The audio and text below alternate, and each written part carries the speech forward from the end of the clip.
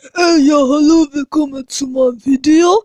Heute will ich euch erklären, wie ein Fahrrad fahren, was auch immer. Heute fährt man Fahrrad, ja? Wir fahren Fahrrad mit den Pedalen, okay?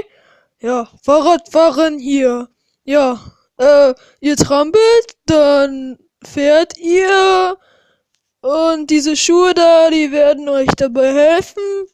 Ja, ich weiß, witzig, aber ja, die werden euch helfen.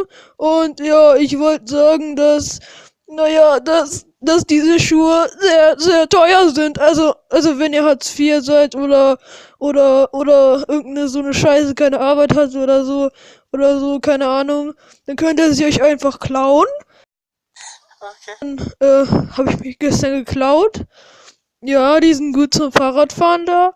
Und ja, die sind sehr gut, weil ich sie mag. Und ja, das sind goldene Schuhe.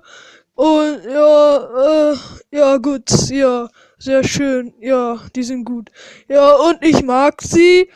Äh, ja, sie sehen einfach nur gut aus und sie sind gut zum Fahrradfahren da. Und ich mag Schuhe, also, ihr könnt sie kaufen. Die sind sehr teuer, aber man kann es ja sparen. Okay, dann habe ich hier noch die blauen Schuhe. Ja, die sind auch nicht schlecht. Und die sehen nicht schlecht aus. Diese Schuhe habe ich auch vom, ich weiß nicht, was ich sagen